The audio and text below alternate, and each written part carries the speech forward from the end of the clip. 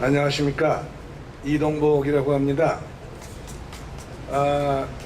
지금 앞에서 이 조남풍 회장님을 비롯해서 바로 전에 박선영 전 의원의 열정적인 호소력이 있는 말씀을 잘 들었습니다. 사실은 박선영 의원의 말씀을 듣고 거기에 과연 무엇을 더 보태고 뺄 것이 있겠는가 하는 생각을 하면서 이 자리에 나왔습니다. 저는 여러분 아시다시피 내일 금강산에서 이산가족 상봉이 있게 됩니다. 아시죠? 이제 2000년에 시작되고 나서 20번째 상봉입니다. 그런데 이 상봉을 앞두고 이 상봉에는 남쪽에서 97분의 이산가족이 가서 북에 있는 이산가족들을 만날 것이고, 또 이제 거기에 그 대형에서 북쪽에서 또 한 90여 명의 이산가족이 남쪽에 있는 이산가족을 만나자고 신청을 해서 내일 만나게 되어 있습니다. 그런데 이 이산가족 상봉이 실현되기에 앞서서 여러분이 주의 깊게 지켜보셨는지 모르겠습니다만은 이런 일이 있었죠. 이 100명 가까운 이산가족 상봉에 참가하는 사람을 가리기 위해서 남북 상방이 각기 200명의 이산가족이 상봉을 신청을 했습니다. 그 명단이 이쪽에 수교가 돼가지고 그 중에서 100명을 가려가지고 이 내일 이루어지는 상봉이 이루어지게 됩니다. 그런데 우리 쪽에서는 그 200명이 아니라 250명의 명단을 북쪽에 남겼던 것으로 알려졌습니다. 그 200명에 붙은 50명의 혹이 누군가? 바로 이것이 국군 포로들입니다. 우리 정부에서 국군 포로 문제를 가지고 정부가 관심을 가지고 있다는 것을 국민들에게 알려주기 위해서 이 200명으로 되어 있는 이산가족 이 주소 생사 확인을 해달라는 신청하는 명단을 250명으로 늘려서 북쪽에 보냈습니다. 결과는 미리 정해져 있었습니다. 그 국군 포로용으로 50명 보낸 것에 대해서는 북쪽에서는 한 사람도 확인을 안 해줬습니다. 이것은 남북이 미리 알고 공모해서 짜고 치는 고스톱입니다. 우선 이산가족 상봉 자리에 우리가 국군 포로 문제를 들고 나오는 것 자체가 어불성설입니다. 사실은 1972년에 남북 적십자회담이 시작됐죠. 저는 이제 70년대와 90년대에 남북 회담에 관여를 했습니다. 처음에 이산가족 문제를 가지고 적십자회담을 시작할 때에 이 사업의 대상은 원래 1945년 해방 때부터 53년 휴전 때까지 북쪽에서 남으로 넘어온 1000만 가까운 월남 실향민들의 이산가족을 대상으로 하는 것이었습니다. 그런데 하다 보니까 문제가 생겼어요. 이 월남 이산가족뿐만 실향민뿐만 아니라 남북 간에는 다른 이산가족들이 또 있었습니다. 이 1000만의 월남 실향민들은 북쪽의 학정이 싫어서 자의로 넘어온 분들이지만은 자의가 아닌 타율적인 이유로 해서 이산가족이 된 분들이 많이 있습니다. 가령 납북 어부들도 있고, 그보다 더 많은 분들이 국군 포로입니다. 아시다시피 국군 포로는 1953년 휴전되면서 그 당시에 북한이 8만여 명의 국군 포로를 억류하고 있다가 그 중에 8,000명만을 송환을 하고 나머지 8만여 명은 보내질 않았습니다. 이것은 당연히 유엔의 국제법인, 유엔이 관리하는 국제법인 전쟁 포로 등에 관한 이 제네바 협약에 위반되는 것이고, 또 1953년 7월 27일자로 발효된 한국전쟁 정전협정에도 위반되는 것입니다. 그럼에도 불구하고 그 사람들은 8,000명에 불과한 이 포로들만을 남으로 송환했기 때문에 북에는 6만 명 이상 8만 명, 재작년에 유엔의 북한 인권조사위원회에서는 인권조사위원회 나름의 조사를 통해 가지고 5만 명 내지 7만 명의 국군 포로가 북한에 억류되어 있는 것으로 파악됐다 하는 보고서를 유엔에 낸 적이 있습니다. 그런 정도의 포로가 남아 있었습니다. 이 포로들은 사실은 상봉의 대상이 아닙니다. 국제법에 의해서 당연히 남으로 돌아와야 될 사람들입니다. 그런데 우리 정부는 비겁하게도 이 문제를 가지고 적시적 회담으로 가서 북쪽 사람들한테 그냥 체면 지뢰로 면피용으로 이 사람들을 상봉의 자리에 내보내달라고 사정을 하기 시작을 했습니다. 그런 과정에 90년대 초에 뜻하지 않았던 문제가 생겼습니다. 북쪽에서 6.25 전쟁 중에 남쪽에 와서 파괴 활동을 하던 이 빨산들 또는 그 공비들로서 형기를 살고도 전향하지 않은 미전향 장기수 출신들을 보내달라는 요구를 했습니다. 1992년 남북고위급 회담을 할 때 제가 그 회담 실무를 책임맡고 있었습니다. 북쪽에서 이인모라는 자를 북송해달라는 요구가 왔습니다. 이인모를 북송을 왜 해달라고 그러냐? 우리가 그때 굉장히 그 이유를 궁금하게 생각했어요. 근데 92년 3월에 저희가 평양 가서 그 이유를 알았습니다. 1992년 3월에 북한에서 세기를 위하여라는 이름으로 김일성 자서전이 출판이 됐습니다. 여러 권으로 되어 있습니다만은 그 2권에 보면은 1940년대 초 이 북한의 풍산 땅의 어느 그 일본 경찰 지서에 발소에 그 빨산이 들어왔어요. 그 빨산을 이끌던 자가 김일성의 동생이었다라고 되어 있습니다. 그 동생이 와가지고 그派出所를 습격할 때 하고 나서 그 조민들을 모아놓고 일장 연설을 했는데 그 연설하는 청중 가운데 이인모라는 학생이 있었다. 이렇게 기술되어 있습니다. 다시 말해서 김일성 일가의 소위 그 혁명운동 실적을 날조하면서 그 날조한 하나의 증인으로서 이인모를 활용하기 위해서 꼭 데려가려고 했던 것이죠. 저는 그렇게 생각하지 않았습니다. 가령 이 미전형 장기수를 데려가려면 그 전에 국군 포로 문제를 먼저 해결하든지 함께 해결해야 될 거다 아니냐. 그래서 1992년 7월 달에 제가 정원식 총리에게 건의를 해서 정원식 총리 명의로 그 북한의 연영묵 총리한테 편지를 보냈습니다.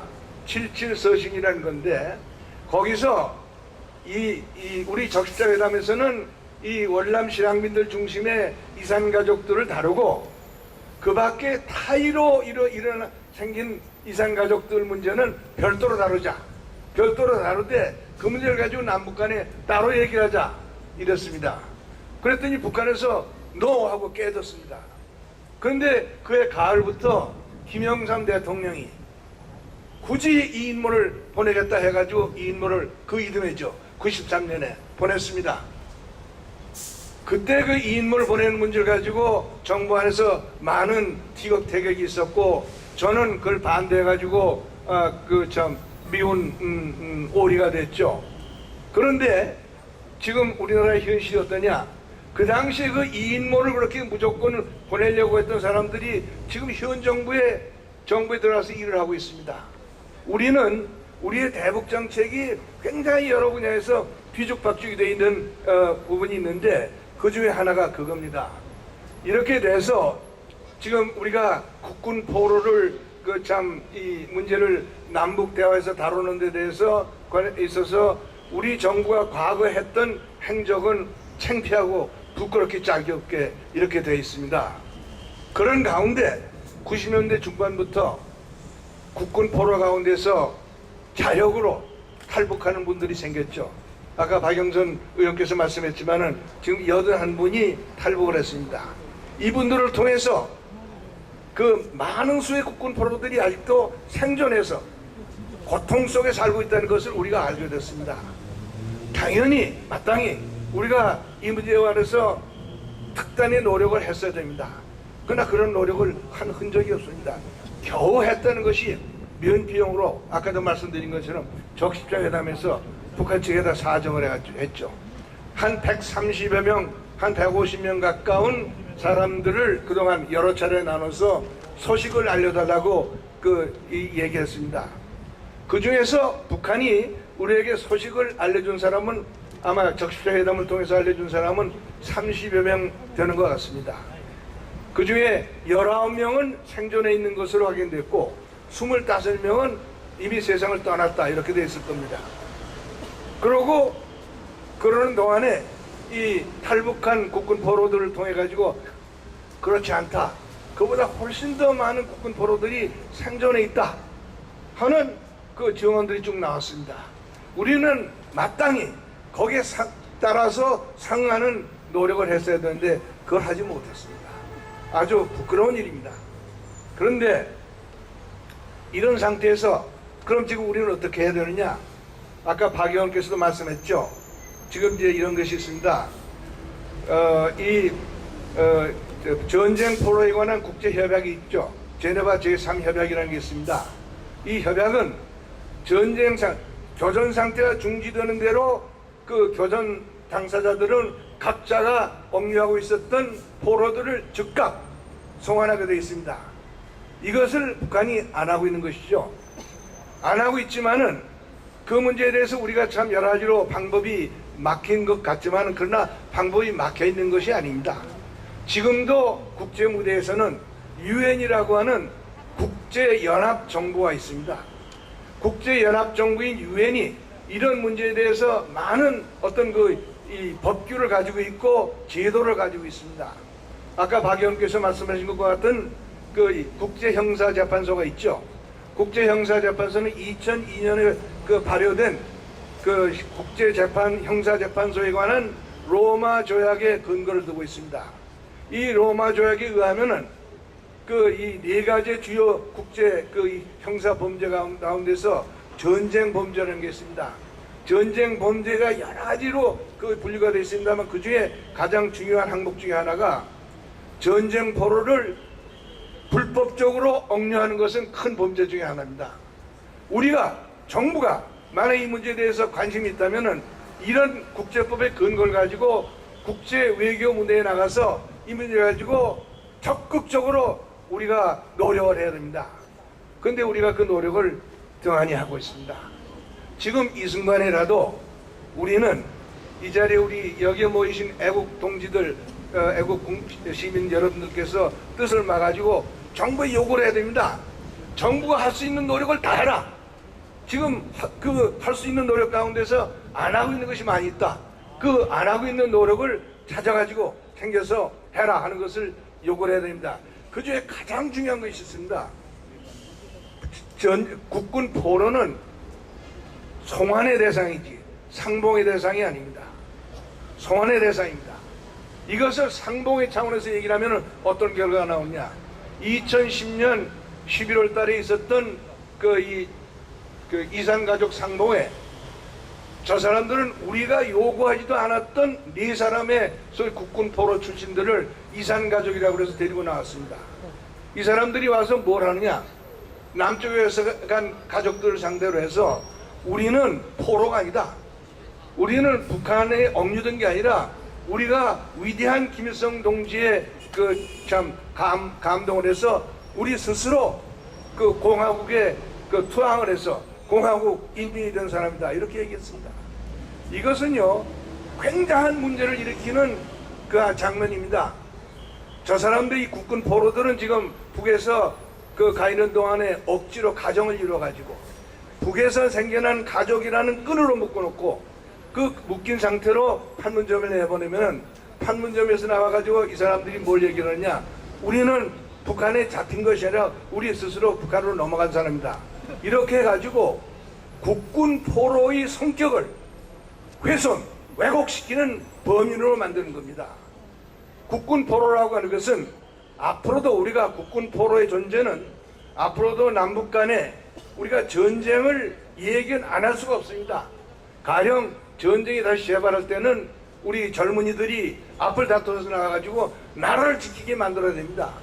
그 나라를 지키기 위해서 전방에 나가서 투쟁하다가 불행하게 포로가 된 사람들을 우리가 그걸 멍석을 깔아서 그 멍석에 나가지고 그들이 자신의 입으로 본의에 반해서 우리는 변절자다 하는 얘기를 하게 만든다면 이런 국가를 위해서 어떤 젊은이들이 앞으로 총을 메고 군복을 입고 나가서 나라를 지키기 위해서 싸우겠습니까? 아주 심각한 문제가 아닐 수 없습니다. 그래서 오늘 이 자리에서 제가 여러분들께 호소하려고 하는 문제가 하나 있습니다. 그것은 앞으로는 절대로 이산가족 상봉의 국군 포로를 엮어넣어 가지고 하는 것은 우리가 거부해야 됩니다. 여러분들께서 이 문제를 확실하게 마음으로 생각을 해서 앞으로 이 문제를 다루는데 함께 나갈 것을 우리가 다짐해야 될 것으로 생각하고, 그리고 마지막으로 거듭 중언부언이 되겠지만은 국군 포로는 송환의 대상이지 상봉의 대상이 아니다 하는 점에 대해서 우리가 공감을 하는 그런 어떤 결속을 가지는 것이 필요하겠다는 생각을 하는 것을 끝으로 제 말씀을 끝내겠습니다. 감사합니다. 예, 북한 민주화 토론회 이동복